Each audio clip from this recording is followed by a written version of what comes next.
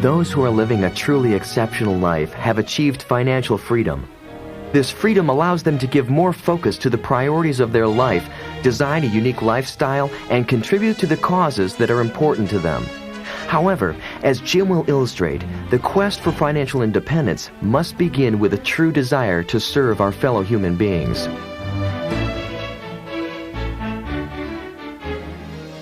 Let's now cover financial independence. At least we'll get started. Everybody has to wrestle now with their own concept of financial independence or getting rich or becoming wealthy. I know some people are a little uncomfortable with those kind of phrases, and I can understand that. You know, we've heard the phrase, which is true, to love money would certainly be evil. But money's not evil. There is some evil ways to acquire it. The difference between greed and ambition. Contrary to the movie Wall Street, greed is not good.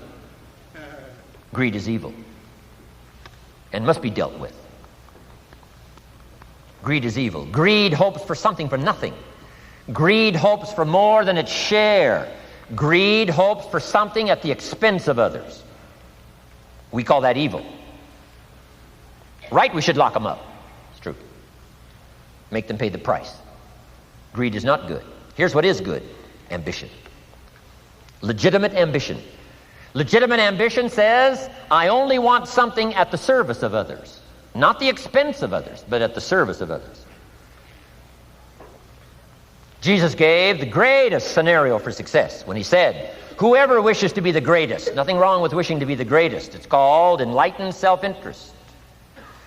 But he gave the key to those who wish to be the greatest. Here's what he said. Find a way to serve the most. Service to many leads to greatness. Not the expense of many. Not at the calamity of many. The greed for power caused Stalin in his day and time to kill 30 million of his own countrymen. His greed and lust for power was so powerful. It is true. Absolute power corrupts absolutely. Stalin, probably one of the best examples. He was willing to kill 30 million of his own countrymen to satisfy his greed for power. Power at the expense of others, not at the service of others, but at the expense of others. But Jesus turns the whole scenario around and says, to be the greatest, the most powerful, is a worthy ambition as long as it's done in this mode. Here it is, at the service of many. Service to many leads to great wealth. Service to many leads to great recognition. Service to many leads to great satisfaction. Zig Ziglar probably said it as well as anybody could say it. If you help enough people get what they want, you can have everything you want. That's not greed. It's called legitimate ambition at the service of. But I know some people have, they're struggling with this idea, and we talk about how to get rich. I've been teaching kids, all these years. How to be rich by 40, 35 if you're extra bright, much sooner if you find a unique opportunity. And some people are a little disturbed by that, teaching kids how to get rich, teaching kids how to make a fortune. So I've modified it a little bit, and here's the best I've been able to come up with. And that is the goal to become financially independent. A little softer than rich. A little softer than make a fortune, and sometimes it's a little easier for it to go down, or at least comprehend, if it's put, I think, in these terms. Financial independence. Here's my definition of financial independence. The ability to live from the income of your own personal resources.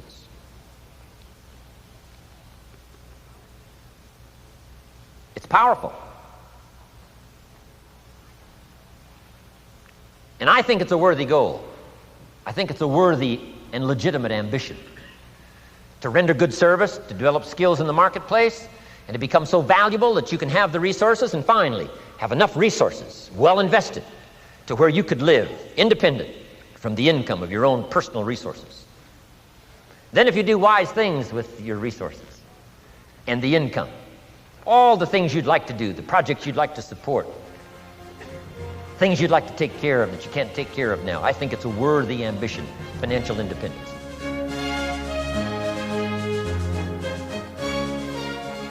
With that background, let me recommend a book for you to read. The title is The Richest Man in Babylon. by George Clayson. Perhaps you've already read it. I would suggest that you read it again. It's just a small book. You can read it in one evening. I call it the appetizer for the full discourse on the subject of financial independence. Now, let me give you the major theme of the book. The major theme is that what you do with what you have is more important than what you have. What you do with what you get is more important than what you get. What we do with what we have says so much about us. It reveals our philosophy of life, our attitude, what we know, and what we think, and the makeup of our character. It is a reflection of what is going on inside of our head and within our value system and decision-making process. It also reveals our ability to weigh and to perceive. The outer is always a reflection of the inner. It is an indication, a reading, a revealing. It speaks, it tells, it shows. Remember that key phrase I gave you earlier? Everything is symptomatic of something, and it is symptomatic of something right or something wrong. It is a wise policy not to ignore the symptoms, for they can be early signs of a poor choice of philosophy, or a sign that something important is being misread, misunderstood, miscalculated. So of all places, take a look here. What you are doing with your money says something about you. Now, what you're doing may be okay. All I'm suggesting is that you take a look. Let me give you some of the details of a good financial plan as suggested by Clayson's book. First, a very broad but important statement. Learn to live on 70% of your net income. Net meaning the money you have left after paying your taxes. The reason it's 70 is because you're going to be doing some very special things with the 30%. So what's left, 70%, is yours to spend. Now let's talk about the all-important subject of how you allocate the 30%. I remember one day saying to Mr. Schoaf, if I had more money, I would have a better plan. He said to me, Mr. Rohn, I would suggest that if you had a better plan, you would have more money. So it's not the amount that counts, it's the plan that counts. It's not what you allocate, it's how you allocate it. Here's the first part of the allocation process. Of the 30% you're not spending, 10% should go to charity, giving back part of what you have taken out to help those who cannot help themselves. I think that's a good percentage. Now, you can pick your own percentage. It's your life, and it's your plan. But giving your money to a church or to an institution is a good idea. More often than not, they can find the people who are in need. But whether you administer it yourself or give it to an institution to distribute, 10% should be given to charity. And by the way, the best time to teach this allocation process is when a child gets his first dollar. Take him on a visual tour. There's nothing better than visual to illustrate what you're trying to teach. Take him to where some very unfortunate people live who cannot take care of themselves. Kids have big hearts. If they see the problem, they won't have any trouble giving a dime out of every dollar. And one more thing. The time to start this is when the amounts are small. It's pretty easy to flip a dime out of a dollar, and it's a little more difficult to give away 100,000 out of 1,000,000. You say, oh, if I had 1,000,000, I'd give 100,000. I'm not so sure. That's a lot of money. Best we start you early, so you will have the habit before the big money comes your way. Now, here is what to do with the next 10%. Set aside 10% for capital you manage. That is, capital you find ways to utilize. Do some buying and selling yourself. Buy something, fix it, and sell it. Engage in commerce, even if it's only a part-time venture. Your home is a major capital project.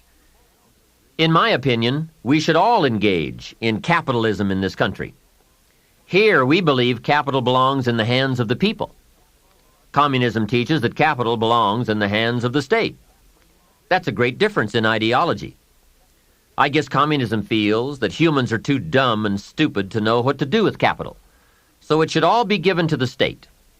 Let the state run everything, and let the people meekly show up for their work assignments.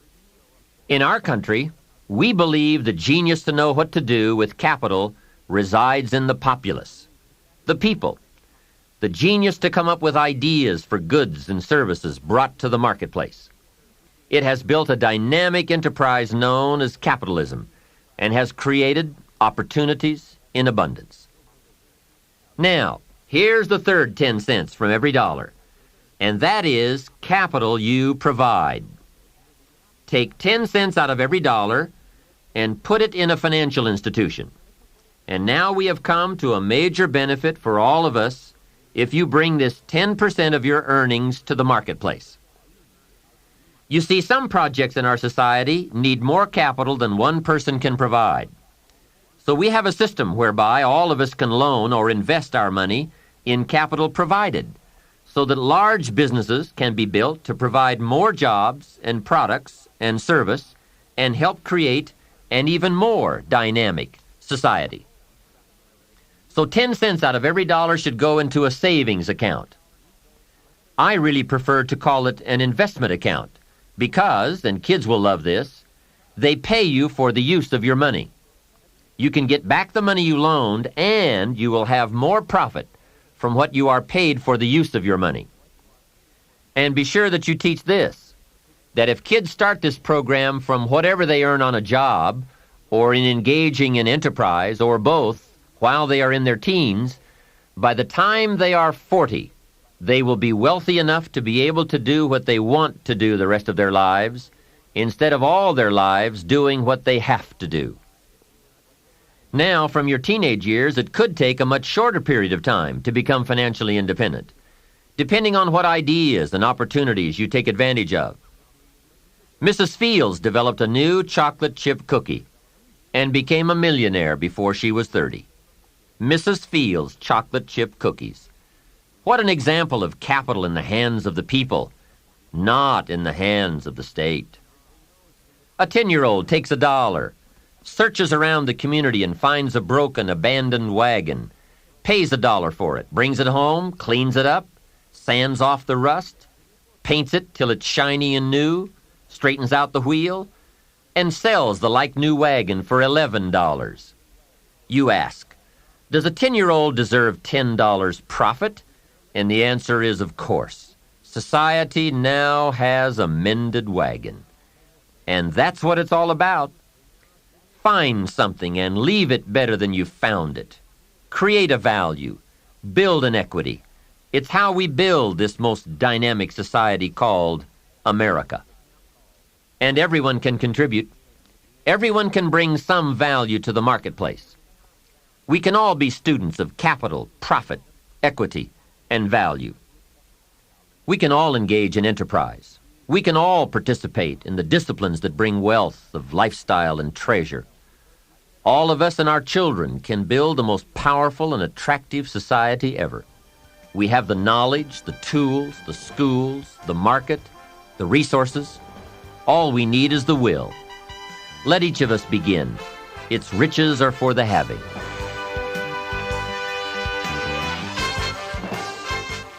Here's 2 or 3 more parts to financial independence. Number 1, keep strict accounts. This is the best of disciplines. Keep strict accounts. Did you ever hear this expression? I don't know where it all goes. Did you ever hear that? I don't know where it all goes. Oh, we'd love to have you run our company. You don't know where it all goes. Whoa. Did you ever hear this? It just gets away from me. It just gets away from me. We'd love to turn the world over you. It just gets away from you. Come on, you got to have better disciplines than that. Let that be the 90%. Let that be the scenario of the 97%, but don't let it be your scenario. Don't let it become your philosophy. Keep strict accounts. Next, a new attitude. I had to develop a new attitude as well as new concepts. Here's what I used to say. I hate to pay my taxes. Shoaff said, well, that's one way to live. I thought, well, doesn't everybody?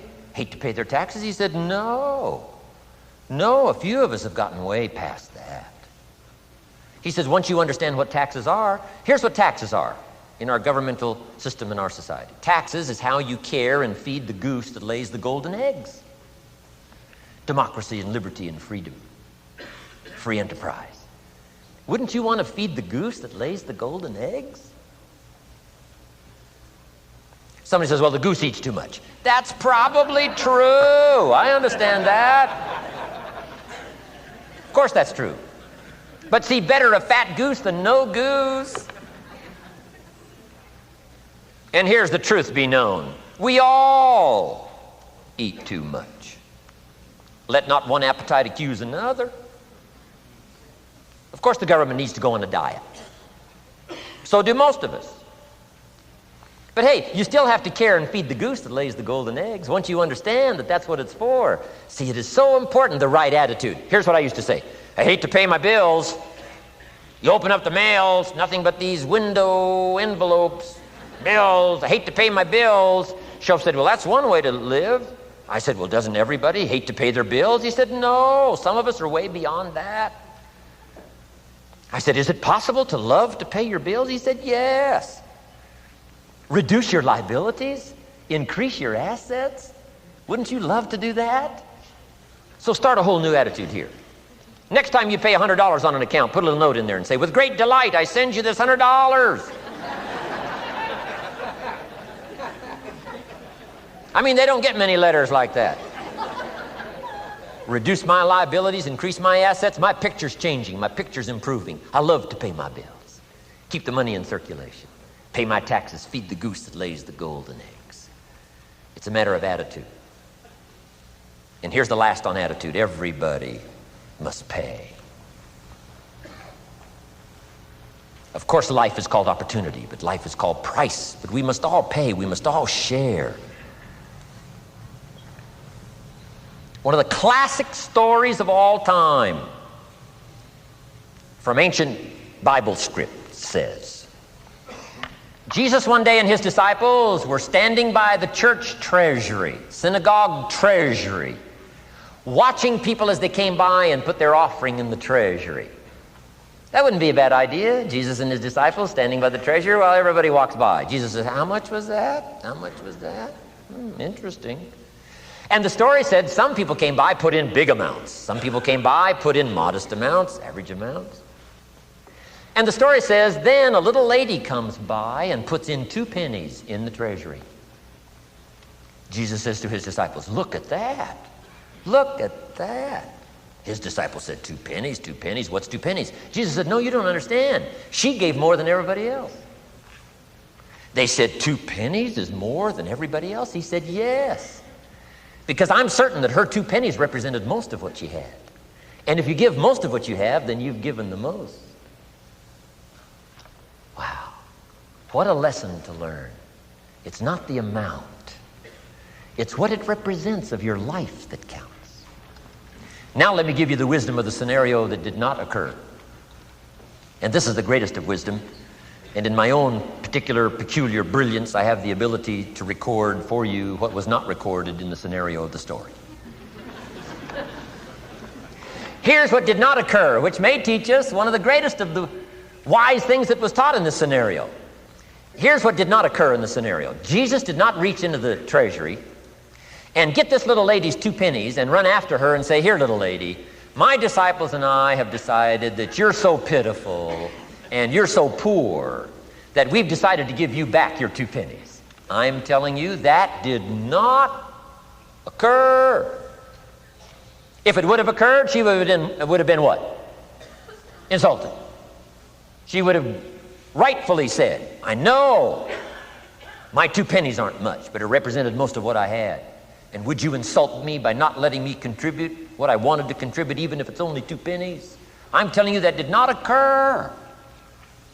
Here's part of the wisdom of the story that was not recorded. Jesus left her pennies in the treasury, meaning everybody has to pay, even if it's only pennies. That's the key.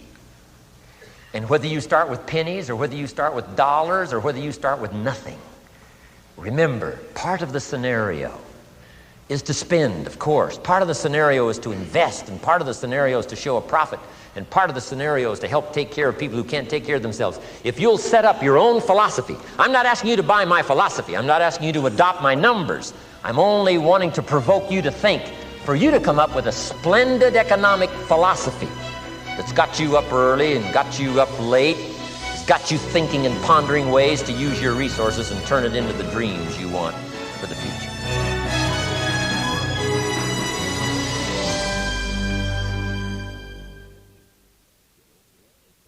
This is the end of Side 7. Please fast forward the tape to the end to cue up Side 8 for your listening.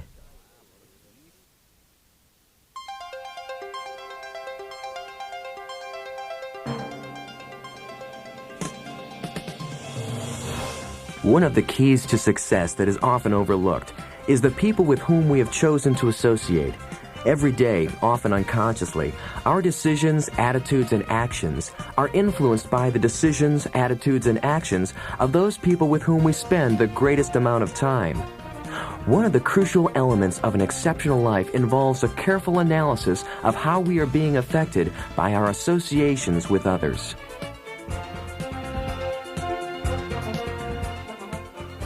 If you were to evaluate the major influences in your life that shape the person you are becoming, this has to be high on the list, the people you choose to allow into your life. Mr. Schoaf gave me a very important caution in those early days, which I would like to repeat here for you. He said, "Never underestimate the power of influence." What an important statement. The influence of those around us is so powerful. Many times we don't even realize we're being strongly influenced because it generally develops over an extended period of time. Peer pressure is an especially powerful form of influence because it is so subtle. If you're around people who spend all they make, chances are excellent that you'll spend all you make. If you are around people who go to more ball games than concerts, chances are excellent that you'll do the same. If you're around people who don't read many books, chances are excellent you won't read many books. People around us can keep nudging us off course, a little at a time, until finally, 10 years from now, we find ourselves asking, how did I get here? Those subtle influences need to be studied carefully if we really want our lives to turn out the way we've planned. Now, on this major point, let me give you 3 key questions to ask. This may help you to make a better analysis of your current associations. Here is the first question. Who am I around? Good question. Make a mental study of the major people with whom you most often associate. You've got to evaluate everybody who is within the circle of being able to influence you. So, major question, who am I around? Next question, what are they doing to me? That's a major question to ask. What have they got me doing? What have they got me listening to? What have they got me reading? Where have they got me going? What have they got me thinking? How have they got me talking? And how have they got me feeling? What have they got me saying? You've just got to make a serious study of how others are influencing you, both negatively and positively. Now, maybe the influence of all those around you is okay, but just ask yourself. It doesn't hurt to ask.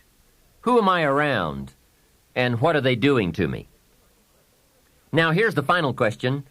Is that okay? Maybe the people you associate with and their collective influence is okay, but then again, maybe it's not. All I'm suggesting here is that you take a close and objective look. Everything is worth a second look, especially the power of influence. Positive influence can have an incredible effect on your life, but so can negative influence. Both will take you somewhere, but only one will take you in the direction you truly wish to go. It's so easy just to dismiss the things that influence our lives. The man says, I live here, but I don't think it matters. I'm around these people, but I don't think it hurts. I would take another look at that. I've got a good phrase for you. Everything matters. Now, sure, some things matter more than others, but everything matters. Everything weighs something. So you've got to keep checking to find out whether associations are tipping the scales toward the positive or toward the negative. It doesn't hurt to look, right? Ignorance is never the best policy.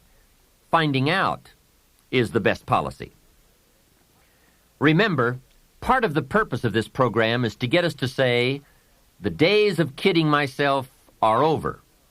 I really want to know what I have become and what I am becoming. I want to know where my strengths and my weaknesses lie. What has power over me? What's influencing me? What have I allowed to affect my life? Perhaps you've heard the story of the little bird. He had his wing over his eye and he was crying. The owl said to the little bird, "You're crying." "Yes," said the little bird, and he pulled his wing away from his eye. "Oh, I see," said the owl. "You're crying because the big bird pecked out your eye." And the little bird said, "No, I'm not crying because the big bird pecked out my eye. I'm crying because I let him." Hey, it's easy to let influences shape our lives, to let associations determine our direction, to let persuasions overwhelm us, to let tides take us, to let pressures make us. The big question is, are we letting ourselves become what we wish to become?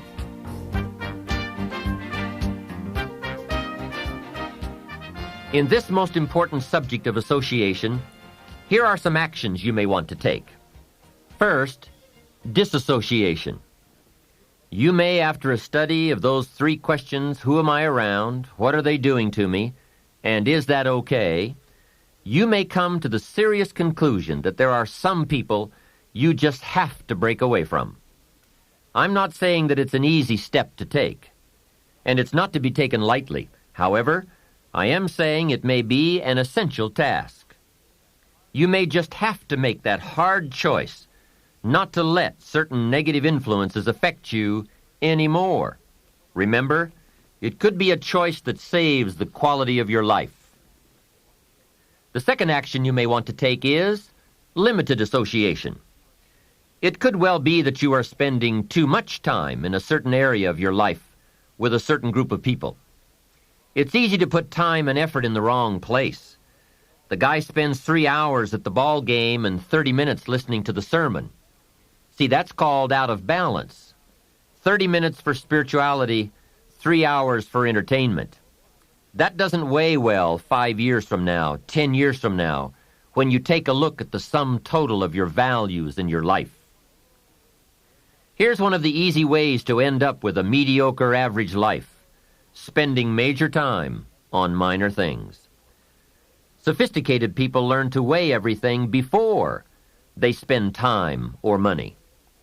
You've got to weigh before you pay. Whether you're going to spend heavy time or light time, you've just got to weigh. Otherwise, if you're not careful, you can get trapped into spending heavyweight time with lightweight people. Now, it's okay to have casual friends as long as you give them casual time, not serious time. Spend major time with major influence and minor time with minor influence. It's so easy to do just the opposite, but don't let it be said that you fell into that trap. So maybe all you need to do to change some of the influences in your life is not to eliminate them, but merely limit them. Say, I have a good time with these people, but I'm not going to spend days and days with them anymore. I'm just going to cut that down and save some of that time for more major people and more major enterprises. Remember, it's your life. You can spend your time with whomever you want and whenever you want. But you didn't invest in this program for me to kid you. Take a look at your priorities and your values. We have so little time at our disposal. Wouldn't it make sense to invest it wisely? If you have only $100 in your pocket, it's okay to spend $20 for fun and put $80 toward your important values and commitments. But would you be happy reversing those percentages? Better to put the majority of your money where you know it will get you a positive return, rather than put it where the taste is brief and the results are poor. Of course, you must be the judge. You must determine whether the situation and the people call for disassociation or limited association. But remember, if it isn't taking you where you want to be 5 years from now, 10 years from now, now is the time to fix it. The third process is the one I most strongly suggest you begin, and that is called expanded association. That is, spending more time with the right people, people of substance and culture, people who understand philosophy and discipline, people of accomplishment and character.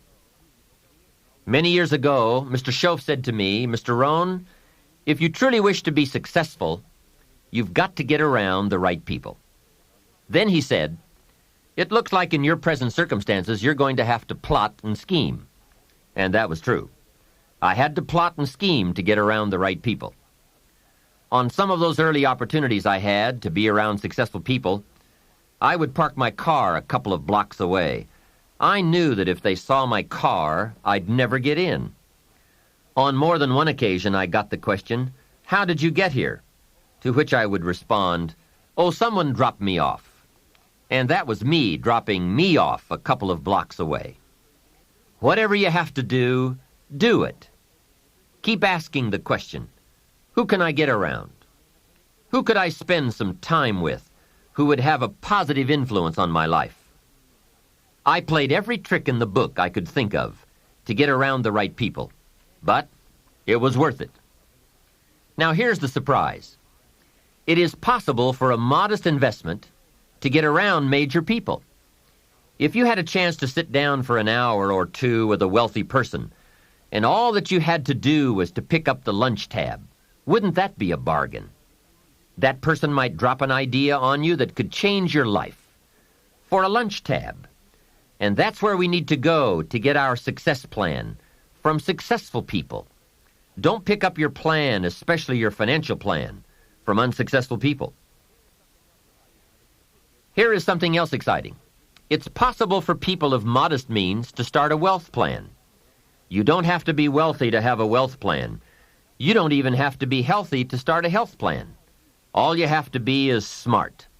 Smart enough to say, "Hey, I've got the wrong plan, and I'm going to get around someone who has a better plan and make it my plan." So, find some successful people to help you fill out your success plan. Find somebody healthy to get your better health plan going. Find somebody living a unique lifestyle to develop your lifestyle plan. This is called association on purpose, getting around the right people by expanding your circle of influence. I have a really unique friend.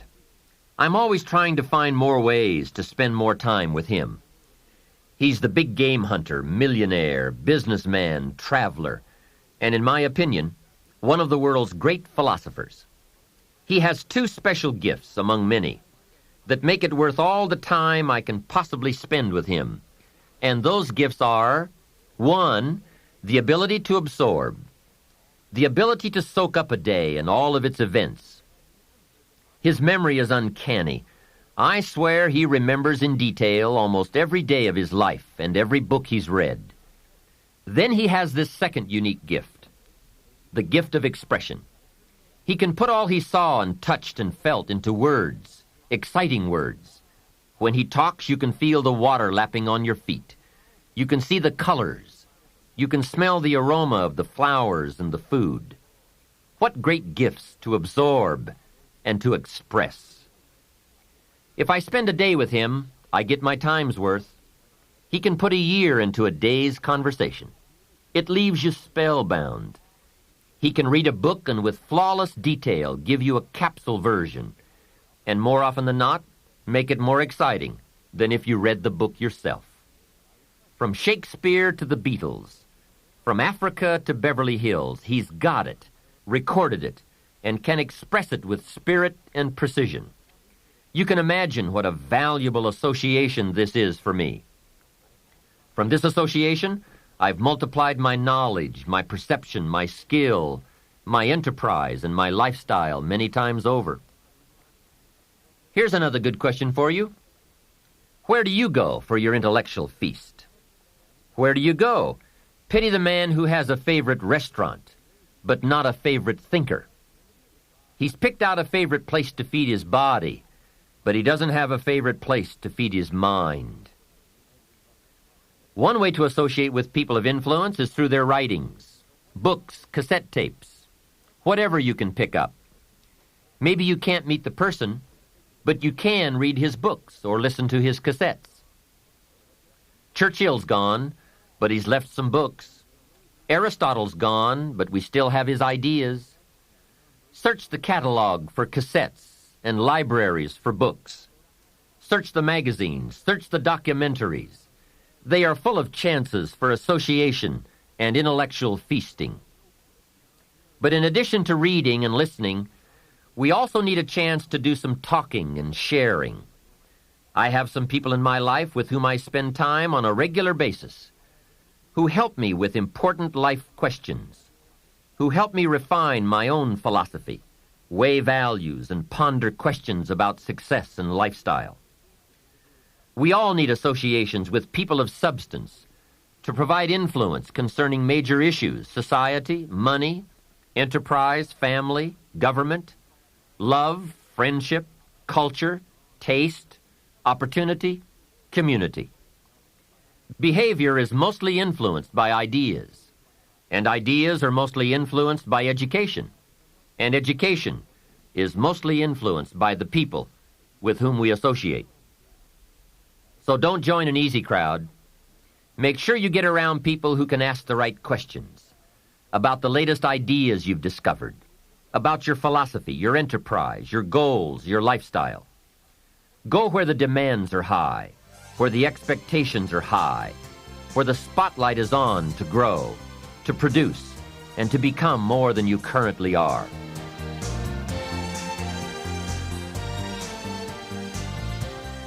One of the great good fortunes of my life was being around Mr. Schoaf those 5 years. During that time, he shared with me, at dinner, on an airplane, at a business conference, in private conversation, with a group, all those ideas that caused me to make the helpful and necessary adjustments in my thoughts and activities. And those daily changes, some so very slight, so very important, added up to such weighty sums in 1 year, 3 years, and 5 years. A big part of the value of this association was having Mr. Schoaf repeat the ideas over and over. You just can't hear basics, fundamentals, major pieces of the philosophy of life too often. Another part was Mr. Schoaf's unique ability to check and measure my progress. That is so important. Measurable progress, and having someone to monitor that progress. I will never forget my first list of goals that I put together after Mr. Schoaf's breakfast lecture on setting goals. My list contained only 4 or 5 items. When I showed it to him, he said, "Is this your list?" I said, "Yes." Then he started asking those very wise questions that all people of success and substance are inclined to ask. He asked, "How about your health goals?" I didn't have any of those on my list. He asked, "How about your investment goals?" Those were lacking. How about your travel goals, your family goals? How about your goals for gifts and sharing? Who would you like to meet? What would you like to become? What skills would you like to develop? Did you ever want to write a book, a poem? Would you like to be a sophisticated person of power and influence and culture? How about education for your children? Would you like to be debt-free? How about a splendid library stocked with the best of books? Would you like to make some new friends? Did you ever want to parachute out of an airplane? Fly a glider? Own a music library? Would you like to see New York? Visit Paris? Explore Rome? Do you need a ranch someday? A cabin in the mountains? Is there something you'd like to prove? A mark you'd like to make? Wow, what a mind-expanding conversation that was. And this was only one of many to come over those 5 years. What fantastic help it is to have someone who can ask the right questions. Remember, it's not just the answers that are important. It's the questions. Some of the most valuable influence comes from people with the awareness and skill to ask the major questions. Here's a project you might consider. Choose 2 or 3 people for whom you have a great respect. Ask each of them to make a list of the major questions they would ask if they wanted to help someone make the best choice that would lead to a successful and happy life. If you get 3 lists, you will be surprised at the difference among them. Successful people approach life from a variety of experiences and a variety of attitudes. Now, from these questions, you may get enough homework to get busy on for years to come. Another benefit of my association with Mr. Schoaf was that I kept growing in experience, knowledge, and accomplishment, and was able to bring all that value to the same basic questions. What a learning experience that was. Some of the early questions I had shrugged off, I now saw a growing importance they had. It was really my education that was changing, not the questions. It's like reading the Bible or listening to cassettes. When you have some added, measurable experience, you now bring to the reading and listening a new worth. You now listen and read at a new level. And the substance gleaned, the wisdom gathered from that new level can well be where your fortune and the best of your lifestyle can be developed. One more thought, and that is, strive to become the kind of person that people of quality and substance would want to be associated with. Become a person of skillful language, positive attitude, well-read and well-disciplined, a person of culture and intelligence. You will be uniquely rewarded by this reputation, drawing exciting people to you. Remember, to attract valuable people, you must be attractive.